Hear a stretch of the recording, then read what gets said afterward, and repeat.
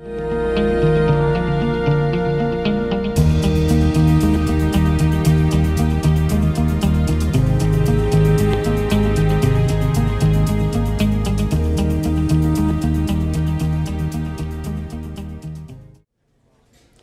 good afternoon. I am so glad you guys are here because you are the special group. You're going to get a real treat today.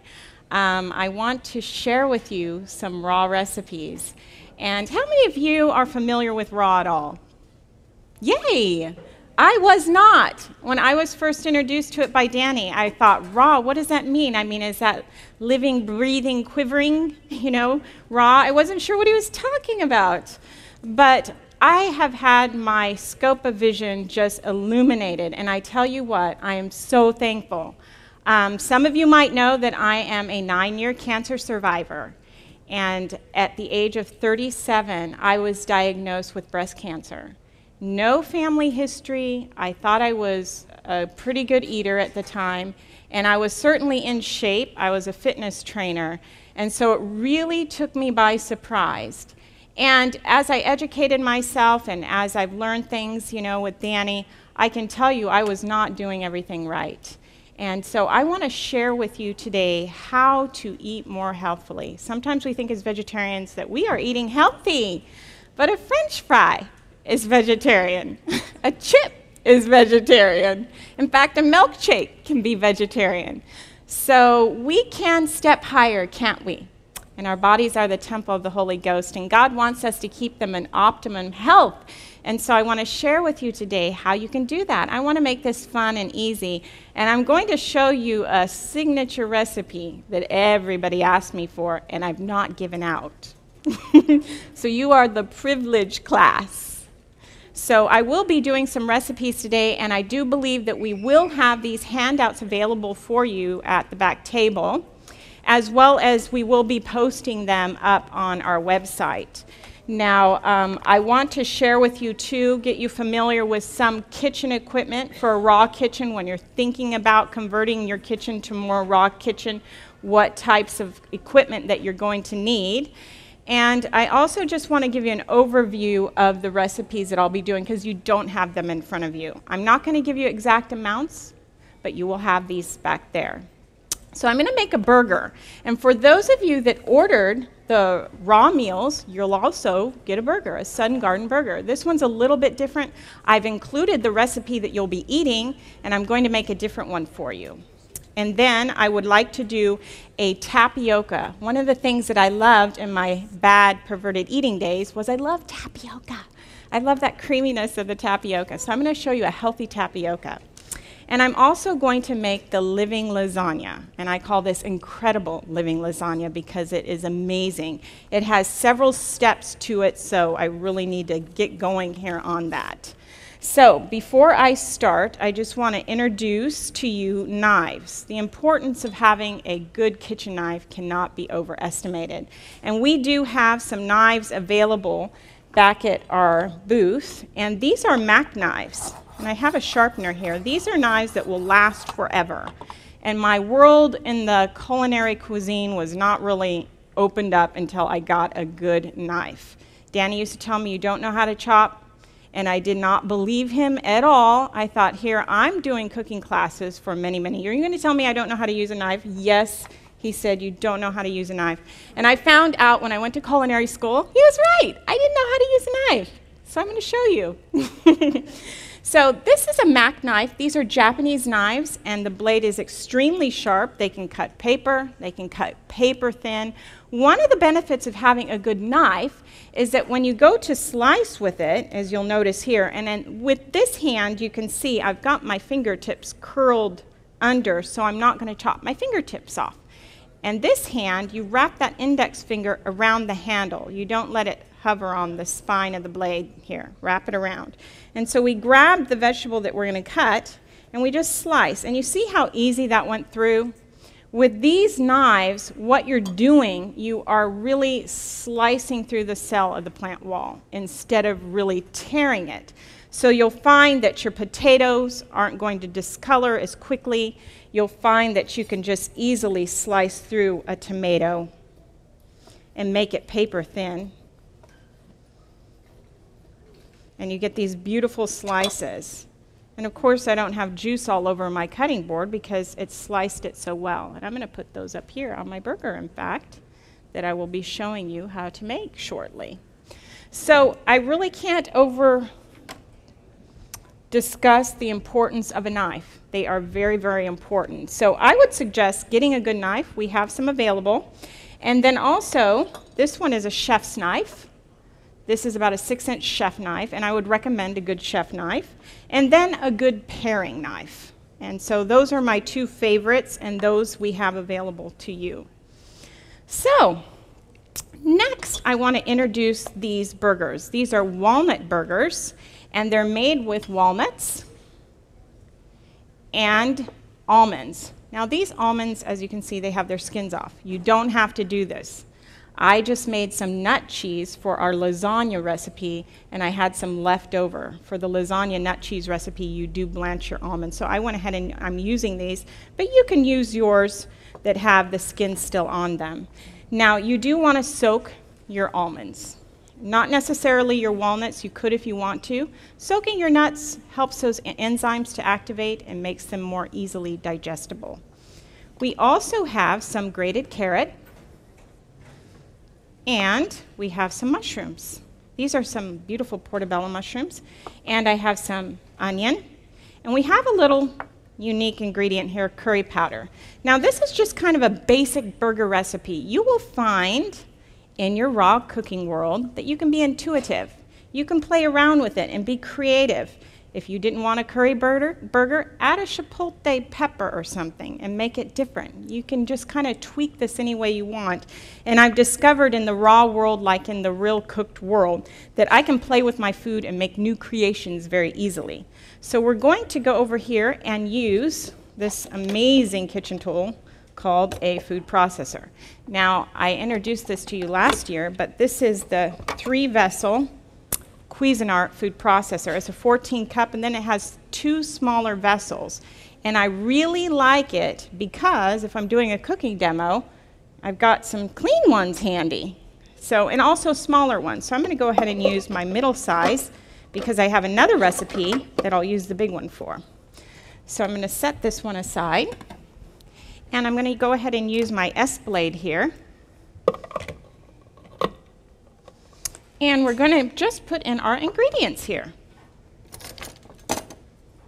We've got our almonds, and we have our walnuts,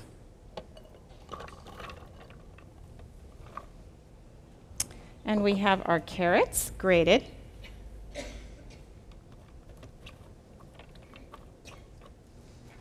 and our mushrooms. And I just slice these. Now these are going to get blended up, but I would go ahead and just slice them anyway so they can be easily distributed throughout the mixture. And I've also went ahead and diced the onion, and I'm using a white onion. Okay, now I will introduce another ingredient to you, and this is coconut aminos. How many of you are familiar with coconut aminos? Not very many of you. These are interesting because for those of you that don't use soy anymore and you're transitioning, let's say, to a tamari or something of that nature, my husband is allergic to soy. So this is a good alternative to even the tamari. This is made out of coconut, and it's very similar to a soy sauce. Whoa. So I'm going to add about a tablespoon of our coconut aminos, and this is going to give it some really good flavor. The recipe calls for some vegetable juice. And you could use a carrot juice. You could use any green juice that you might juice with some vegetables. So we're going to put a little bit of that in here. And then we will add our curry powder. And now I'm going to go ahead and process this. But I want to do so to where it is not just a big smooth ball. We're going to do so with a little bit of texture here. So these burgers are very easy to make. As you can see, this is not slave labor in your kitchen. Let's just take our spatula and run it along the sides. And it smells amazing. And we'll process it again because we've got some big chunks of nuts in there.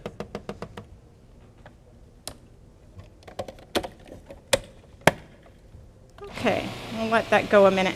When you process something, either in the blender or your food processor, especially something that might be kind of thick, be careful that you don't let it overheat, because then you're cooking it, so you want to really watch it. I think that looks pretty good.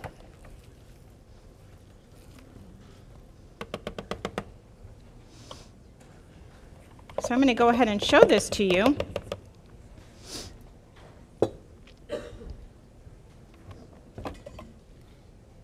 There you go. See that? And it's a beautiful mixture here. And we're going to use this to make our burgers. And if I could have somebody just maybe take this, I'm sorry. Audra, thank you so much. And if you wouldn't mind having them in the kitchen, rinse that for me. Thank you.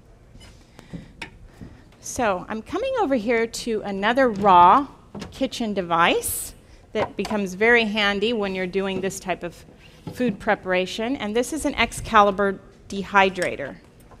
Now these are wonderful. When I first bought one, though, it sat in my garage for about 6 or 7 months. I did not know what to do with the thing, but Danny convinced me that I needed one.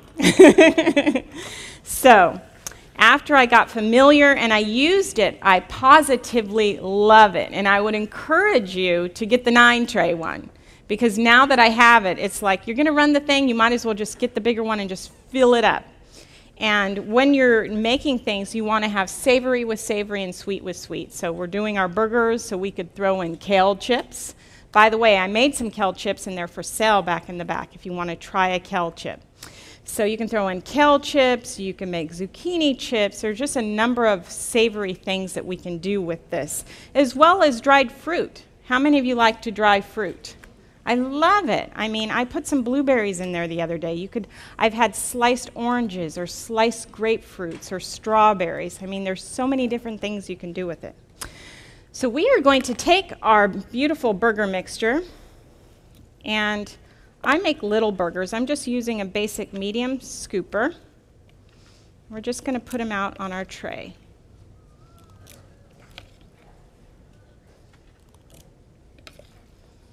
And we just have our little scoops here. You could use like a mason jar lid. I do that sometime, a small mason jar lid. And we could press that mixture down in the mason jar lid. And then I'm just going to take my spatula and I kind of just form them here in patties. See how easy that is? Does this look difficult? Now I have a Teflon sheet here. And if you have runny things, you might want to use a Teflon sheet on your mesh screen. For this, you don't really need it. It's not runny, but I just went ahead and put that just to make an easier cleanup, but you don't necessarily need it. It will dry faster without the Teflon sheet because the air is getting around the top and the bottom. So I will put this in the dehydrator, and these will go in probably anywhere between 6 and 8 hours depending on the temperature that you have it in.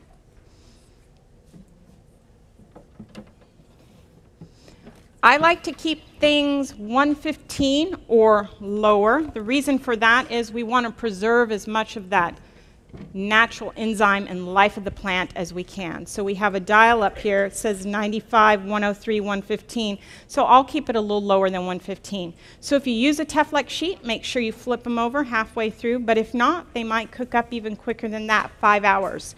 You don't want hockey pucks, okay? We want nice, soft burgers. So just make sure that you don't leave them in there too long, which I've done, and they're not quite as edible. But this is kind of what they look like here. Because they are mushroom burgers, they are a little on the darker side, as you can see. The ones that you'll have are made with carrot pulp, so they've got a little more color to them, a little more orange. They're really beautiful. We like to have them in the lettuce leaf, and we fold it up like a sandwich, so that acts as your bread. Or you could have it, Crystal has made some onion bread. You can make some raw bread and put it as a filling. I'm going to take this avocado, just show you how to take out a seed real quickly. And you just turn it like that. So we could actually use some of this beautiful avocado and just spoon that right out of there and put that on our burger too. We like to have ours at Bella Vita with avocado, and we make a delicious mayonnaise out of macadamia nuts and cashews. So you can be real versatile. You can put sprouts on that. It's very delicious. So that is our first recipe. And before I go to our next one, let me just clean up here real quick. I think for my next recipe, I'm going to go ahead and do the chia tapioca. And the reason for that is because our lasagna has quite a few steps. So let's go ahead and do the chia. It's a very, very simple recipe. How many of you are familiar with chia seeds? They're very similar, I would think, to flax seeds in that you can add them to like a smoothie or something. They get viscous like a flax seed would, so they coagulate. You know, a flax seed can be ground into a meal, and you can use that as an egg replacer in a binder. Well, this kind of has many similar qualities of flax, but it is even higher in some of the nutrients. So we think of it as a superfood. And we like to throw it in smoothies, and I'm going to show you this amazing pudding to make with it.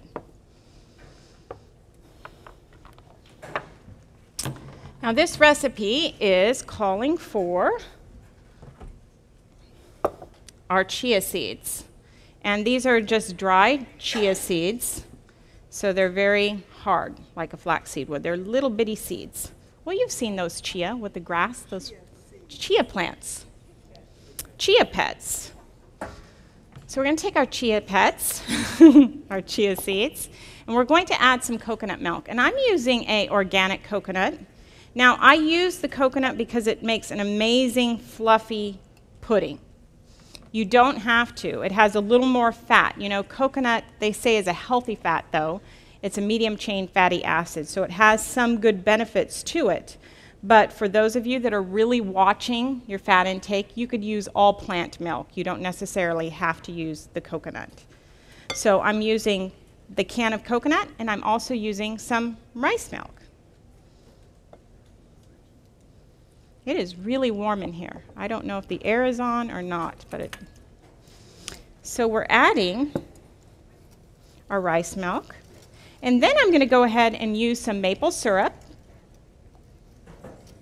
Now, if you're using a sweetened plant milk, you don't necessarily have to add that extra maple syrup.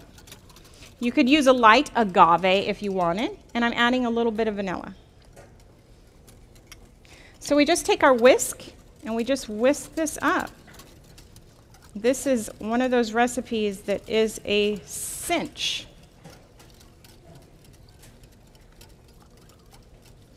And it's really tasty.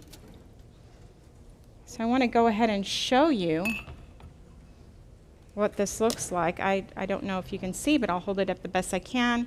You see the little black seeds in there. And here's some that I made earlier.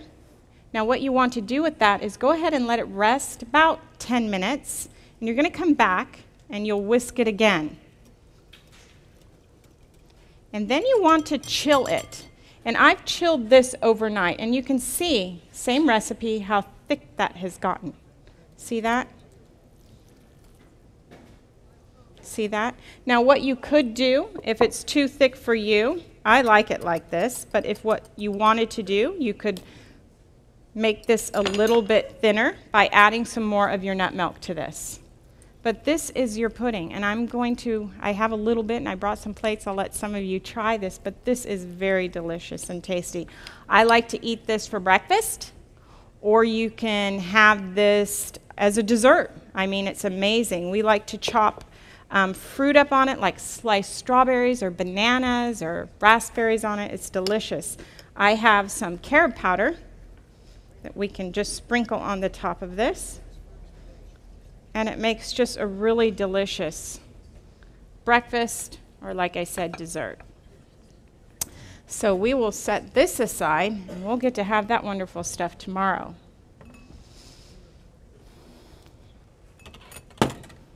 All right, I'm going to set up for my next recipe that has quite a few steps. This is our living lasagna. This recipe comes all the way to you inspired from Sherry Soria at Living Light, and that's where I went to the culinary school in Fort Bragg. This recipe is calling for some spinach, and I have a very dry, clean, organic spinach. And it's calling for some beautiful basil, fresh basil. I even have some fresh oregano that I picked today out of our garden before I got here. And then we have some tomatoes. And what you want to do with these tomatoes is de-seed them. So you can do that with a tomato shark. You can de-seed them or just use a spoon, and you could just scoop the seeds right out. Don't throw them away. Throw them in your juice, drink them. They're wonderful. It's also calling for some onion, and we have some sun-dried tomatoes. So I'm going to go ahead and make the first part of this recipe, which is a marinara sauce, because we'll need lots of marinara sauce for this recipe. Set this over here. Now we're going to use our Vitamix. How many of you are familiar with the Vitamix? You know that you want to do what? Turn it all the way down, right, when you start it, because it takes off like a Ferrari. We're going to add our tomatoes.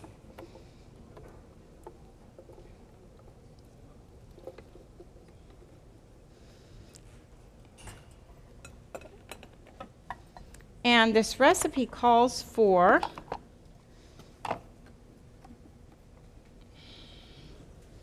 some sun-dried tomatoes. Now the sun-dried tomatoes I like to use the ones that are packed in oil. You could use the ones that aren't, but you're just going to have to dehydrate them, so just remember that. If you're using sun-dried tomatoes packed in oil, make sure that you don't add any additional oil if the recipe calls for it. So we're going to add our sun-dried tomatoes.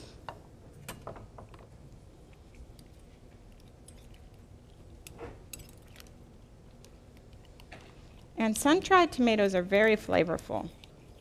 I have made this recipe for guests, and I can tell you if there's a cooked one sitting there and the raw one, they will always go to the raw one because it is more flavorful.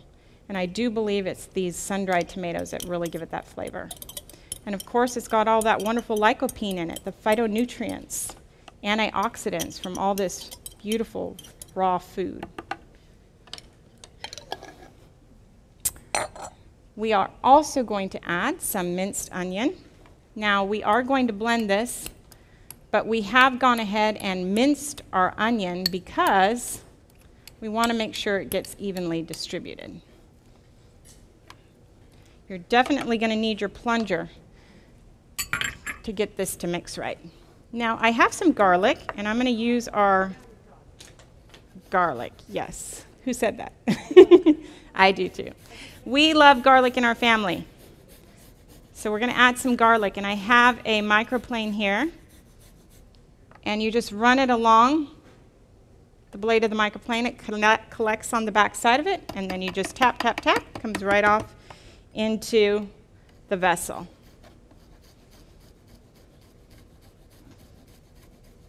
So we'll add our garlic. Garlic is good for what? Antifungal, antibacterial. And I don't care if it comes out my pores and it's smelly. Whew. All right. We'll go ahead and get this blending. Now, I'm going to turn this down, and you want to make sure that you don't overblend this. I'm all about texture, so we want to achieve a really chunky marinara-like texture. So I really watch it, because I don't want to overblend and have it all smooth and runny.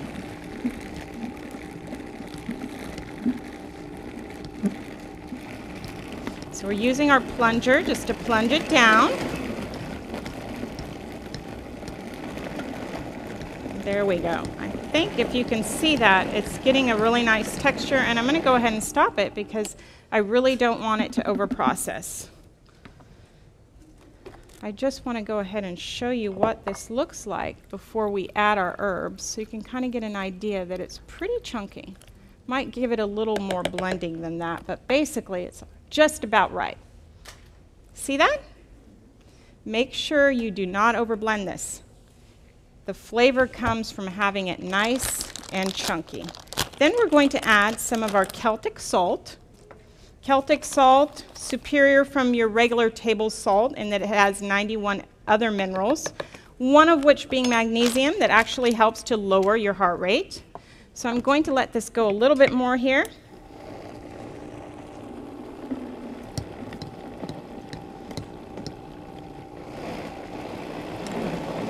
Okay. All right. That smells amazing. You guys on the front row may actually smell it. Now for the basil, I'm just going to take, this is fresh picked too, for your benefit. You want about a handful. Just peel the leaves off the stem. And I just throw it in like this. Just throw those leaves in there, and it smells amazing. And then I have some oregano, and I just pull it off the stem. Fresh oregano is very delicious in these raw dishes. Okay, now when you add the herbs, really be careful that you only process it for just a moment. I want to see flecks of green. So we're just going to do it long enough to see the flecks of green. There we go. And be careful not to overprocess. We don't want a brown marinara. It will not be as good. All right, that looks beautiful and amazing. And give it a little stir here. Make sure we have everything blended up. And it smells wonderful. I'll let you all have a peek. It's hard to see from way down there, but if you can see that, it's beautiful, isn't it? God's colors of food are rainbows. Danny always says, eat your rainbows. So this is definitely a rainbow lasagna. All right, we have our marinara. So I'm going to set these things aside, and we'll make the next part of our recipe, which will be our nut cheese.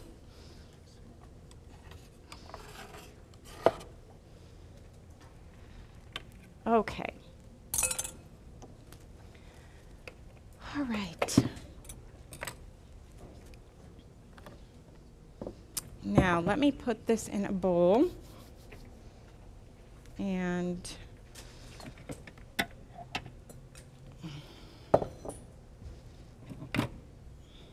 go ahead and put our marinara in a bowl here.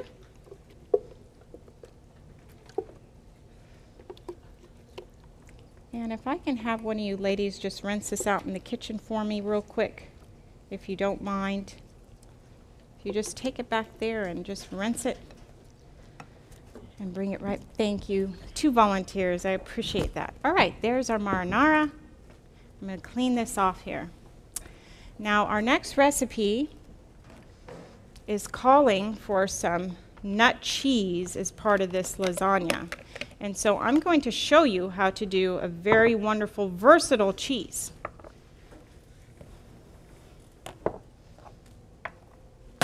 Now, the ingredients for this cheese call for our almonds. Remember, our almonds that we blanched.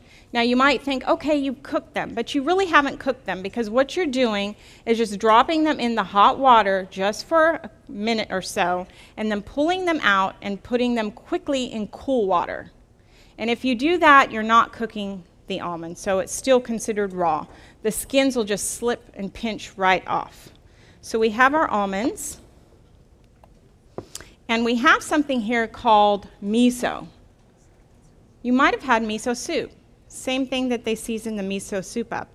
The interesting thing, though, this miso that I have is a Garbanzo Miso. You might not know that they make this stuff. Most miso is made out of soy. This is a Garbanzo Miso. This is yellow. And I prefer this as my husband is allergic to the soy. And for some of you that might be concerned about the phytoestrogens of soy and getting too much soy in your diet, you might want to think about that. So I use a whole lot less soy, having met Danny, and I'm so glad that I do. There's additional problems with soy, and as a breast cancer survivor, I just want to cut down on too much of that. It's also calling for an onion. Now, I like the red onion, and that's because I just love the color and the flavor, the color. It makes for a beautiful cheese. So I'm going to go ahead while they're rinsing that off, and I'm going to slice my onion. And I'm using the claw technique that I showed you earlier. And we're just following the regular grains of this onion, keeping my fingertips curled under. And then I grasp it like this and slice it, pulling the knife towards me, then pushing it away. Pulling it toward me, pushing it away. So you can actually turn your head and not chop your fingers off. You know, look up.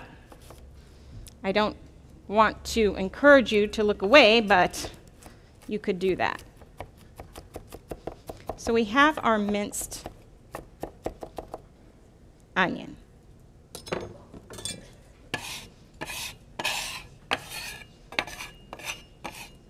Now, while they're doing that, here comes my blender.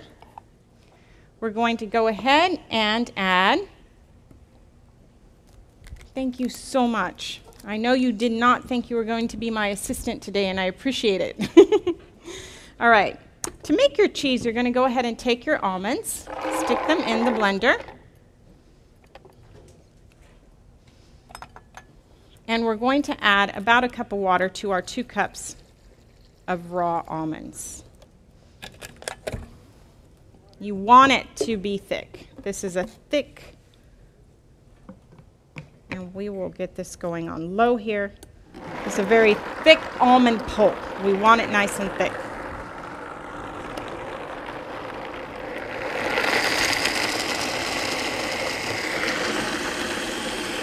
We're going to have to use our plunger for that, or you can use a spatula. Just make a nice thick almond pulp. All right, I think we've got a lot of these blended up. It has a similar consistency, let's say, to a feta.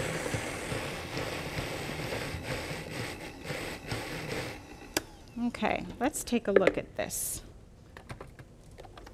Now this looks pretty good. So as you can see, you have a really thick, rather dry pulp. Do you see that? Thick and dry. Now, you can do a couple of things with this. You could add a lemon, juice of a lemon, and give it that tanginess you want, or you can go ahead and add a probiotic. You all familiar with the probiotic? It's the acidophilus, and you can just take 1 cap, and you break open 1 cap, and you put it in there, and then we'll blend it again.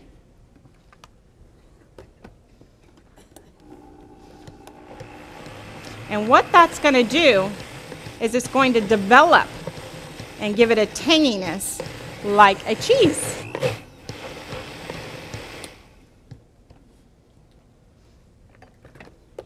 So we'll take our cheese, and what I like to do is use a nut milk bag. Now, a nut milk bag, if you're not familiar with it, it has many different uses. I do have some for sale back at the booth. This one happens to be stretchy, and you can sprout in this. You could blend your nuts up with water and make a nut milk by straining it through this. It's like a poor man's juicer. You know, you can actually blend your vegetables and put it through here and get your juice out. So we're going to use this to make our cheese. And I have a strainer here that has a bowl, which is pretty nifty. So we'll take our almonds and we'll put it in our nut milk bag. And what you get, you'll get a little bowl of cheese. Do you see that? And you could squeeze it and you take the excess water out of it. Now you want to let this sit somewhere. Now what I like to do is I like to take a Ziploc bag because I don't want any little critters. We live in the country and we have lots of fruit flies. So I just put this around my nut melt bag like this, and this has a drawstring, and I'll just hang it. I'll hang it from my cupboard, or you can hang it somewhere. And the water liquid will actually drip out of this and collect in the bag. Now this is how I do it. You may find another way that works for you, but this works for me and I like it. So I will let this hang and sit, and you want to let it go just as long as the taste is to your desired result. Let's say the tanginess. So you may let it go 2 hours, 3 hours, or you may let it sit all night if you really want a real tangy cheese that tastes more like the real deal. So I have prepared some ahead of time for you. And this is what it looks like. You can see that. It looks like feta. I mean, I'm not kidding you. This stuff, you feel it. It tastes it. It really is like the real deal. You could sweeten this up and put it in a crepe. I mean, there's many different uses. You can put it on a raw pizza. It's amazing. So I'm going to go ahead and season my cheese right now. So we've already talked about that we have our cheese, and we're going to add some of our minced red onion. I don't need all of that red onion, so we'll use about a 1/4 cup. And then I have nutritional yeast. Are you all familiar with nutritional yeast? This is the large flake nutritional yeast. So I'm going to add some of that. That's going to give it some really good flavor. I want to add just about a pinch or so of nutmeg. I'm going to add a little bit of this salt, Celtic salt. And then, of course, we talked about our Garbanzo Miso. And this is what it looks like, our dark yellow Garbanzo Miso. I'm going to add a little bit of that. And if you wanted, you could add some of your garlic. Yeah, I hear the yas out there. We can add our garlic to this.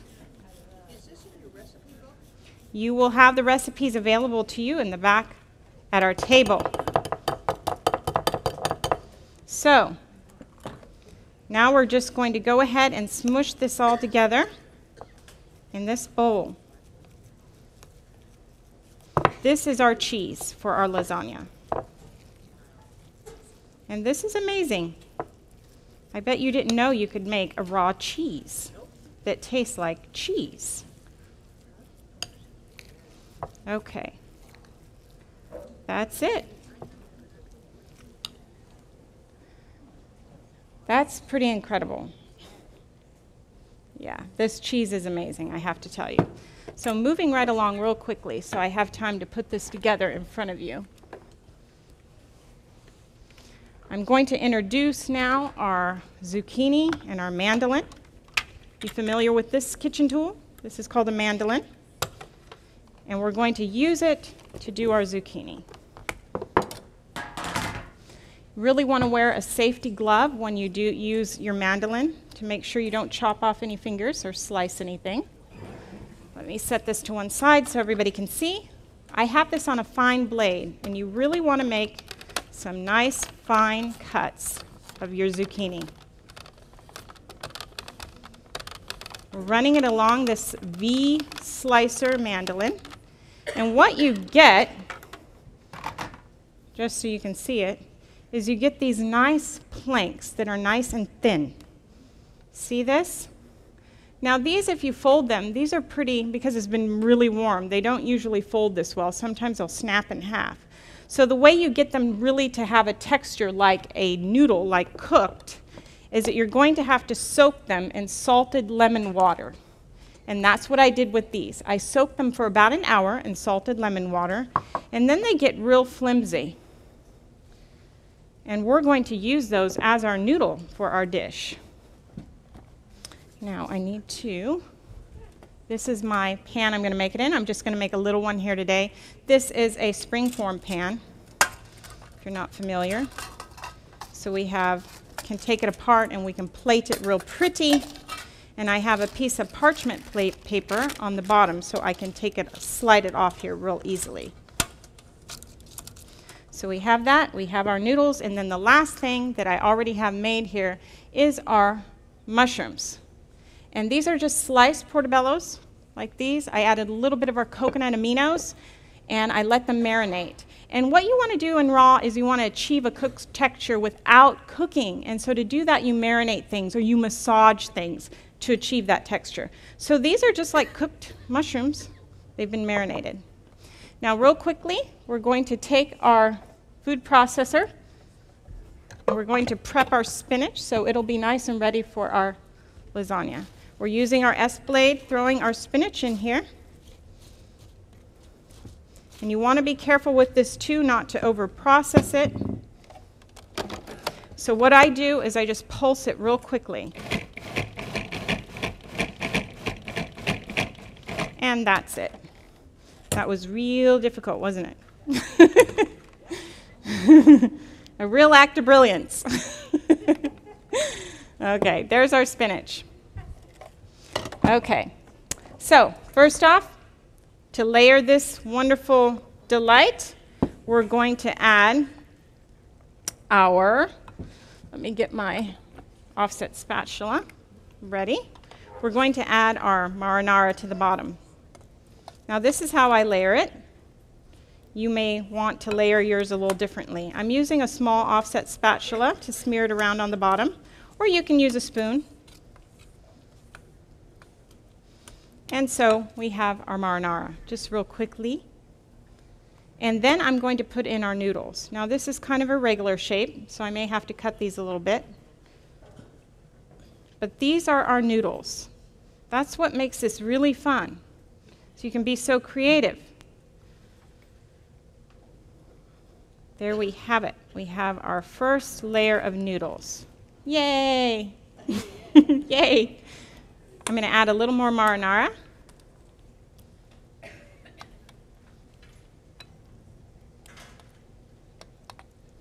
Little more marinara to this. And then, so you can see here, I'm going to add some of these beautiful mushrooms.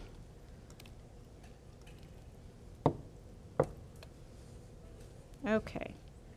So we have our mushrooms. That one's a little bit too big. Yay, mushrooms. Yay. All right, next we're going to add our cheese. And what I like to do is just kind of drop spoonfuls down in there. I drop some of this beautiful cheese down in there. And then I'm going to use my offset spatula to kind of press it around on the bottom.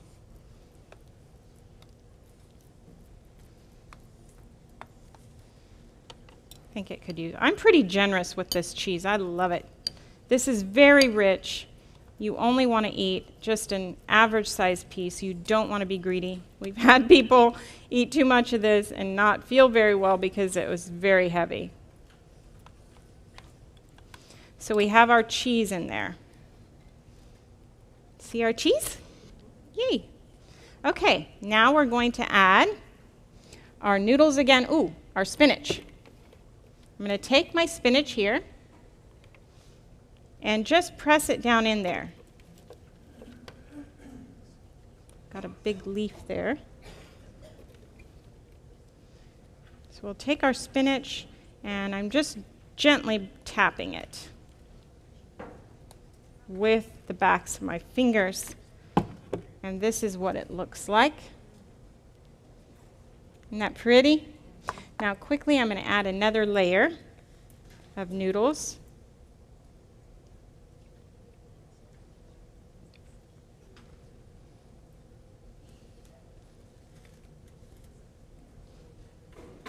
Got our noodles here. Break that one in half. And then we'll add some more of our marinara sauce. Spread this around.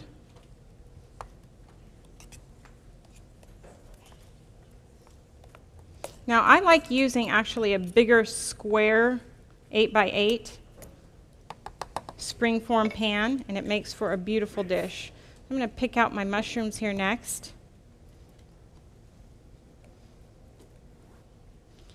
And spread these around, and then we'll add another layer of our cheese. Drop our spoonfuls of cheese on here. We're just about done.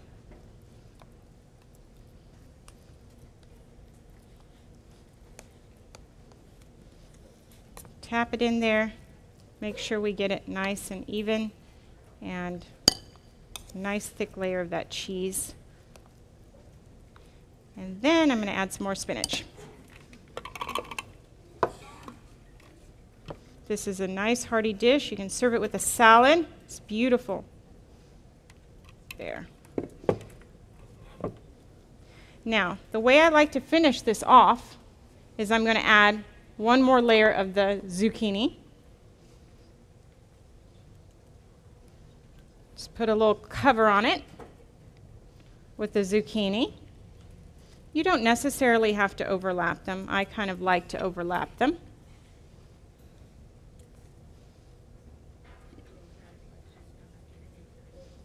And there we go. Then what I like to do last is add a little more marinara. Spread that around.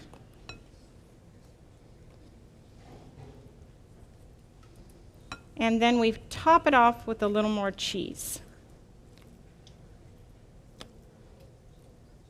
Then to give it kind of that cooked appearance, I just kind of smear it around in the marinara like this.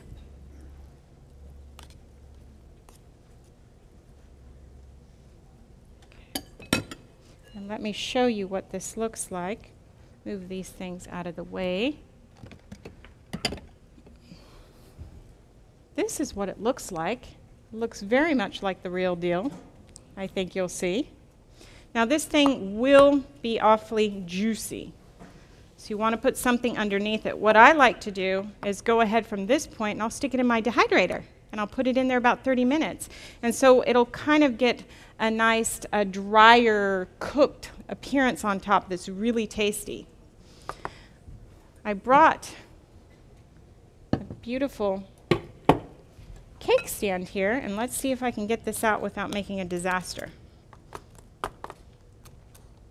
You could plate this and really make it beautiful, and we'll see if I can do it here.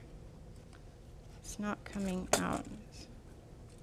I think I'll just leave it on that. I have parchment paper, but for the sake of time and not making a big disaster, we'll set it up there. Now you see how beautiful that is.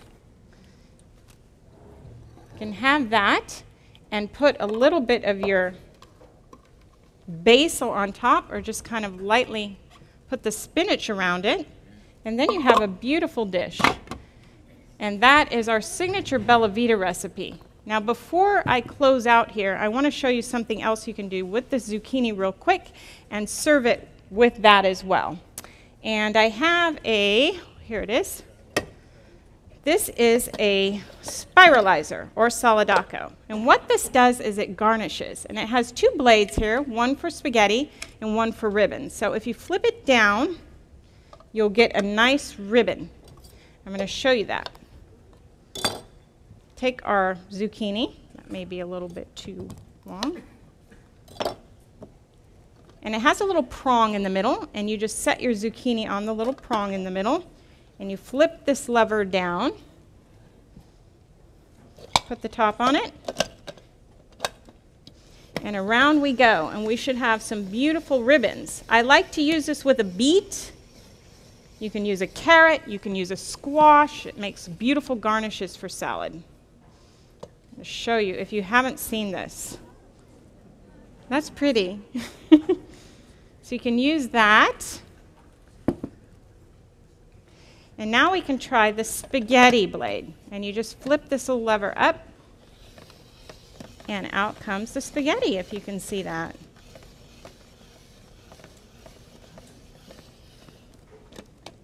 Okay. And here is your spaghetti, if you can see that. So what you could do is, if you had a little extra marinara, take your spaghetti,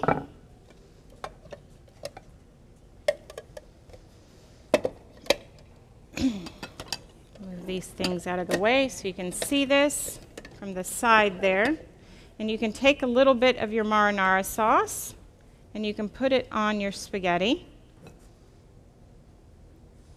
And you have a really beautiful spaghetti and marinara, as you can see there. And sometimes I serve it like that. And your lovely, beautiful lasagna. And your delicious tapioca, faux tapioca with chia seeds. So you're eating your rainbows here. So I hope you've enjoyed this presentation today. Just to give you some ideas so you don't have to be afraid going into the kitchen. And you guys are going to be the first to taste this at a demo. So I want to thank you so much for your attention. And does anybody have any questions? Yes? I do believe the rice is raw, but the coconut has been pasteurized. Mm-hmm. Syrup, was that grade A or B? You know, I didn't look, but I don't have a particular preference. Do you guys sell that coconut, or is there a certain store that you can get that coconut milk? The question was the coconut milk or the coconut aminos? Okay, the question was about coconut aminos. Where can you get those? Locally, we have some stores like Sprouts, a co-op. You can look at health food stores. Many of those types of places will carry your coconut aminos in the ethnic food section with your other soy sauces and dressings. Any other questions? Yes? On the lasagna, did you have all the strips going one way, or did you crisscross layer? The question is, with the lasagna, did I have the strips going one way or crisscross? I try to keep them going one way like you would in a real lasagna. Side by side. Sometimes I overlap the noodles. Any other questions? Yes?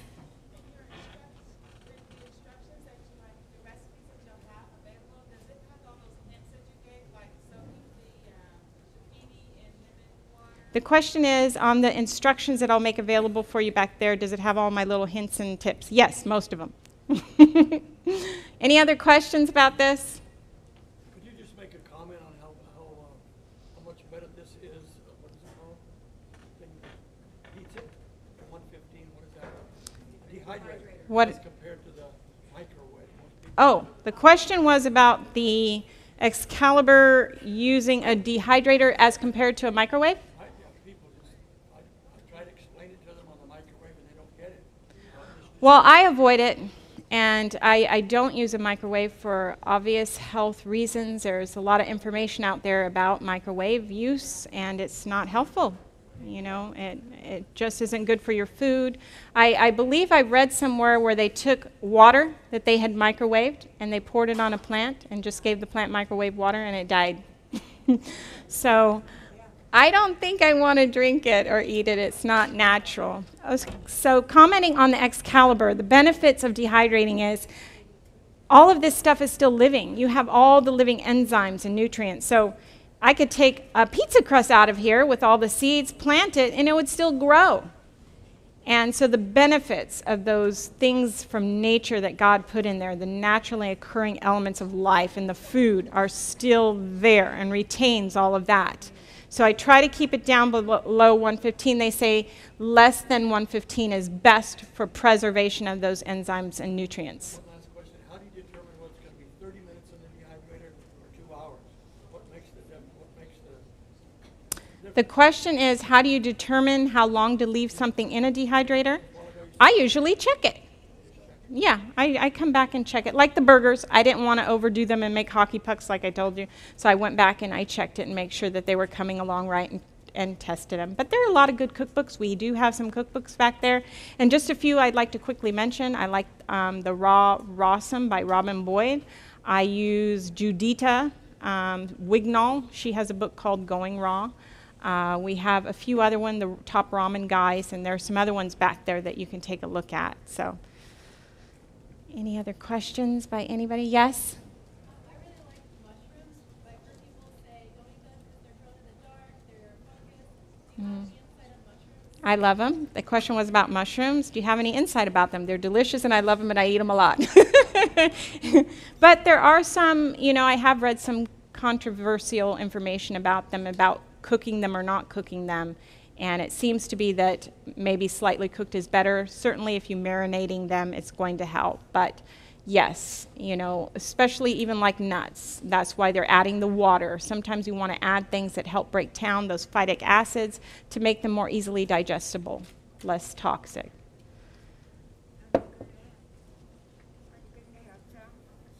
Are we going to have samples? Yes, I have just these samples, but we do have raw meals that are available to you guys, so you'll be able to eat some of the burgers and things we have here. Okay, well, 38 seconds, and I just want to thank you so much for your attention. I've enjoyed this immensely, and I hope it encourages you and inspires you to at least add some raw. I'm not all raw, but think about it this way. Can you do one raw meal a day, a big salad, or let's say a fruit smoothie in the morning? Make it easy for yourself. Maybe just think in those terms. Okay, I'm going to go one raw meal a day, and then the other meals I'm going to add lots of raw, so you're eating your rainbows. So thank you, and God bless you on your journey in health.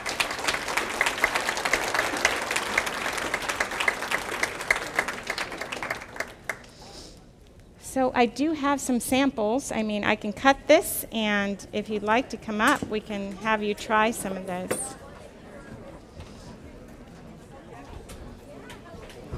I can't serve everybody, but I can certainly. I could let people try the cheese. If you just want a little bite of the cheese, I can let you try some of the cheese.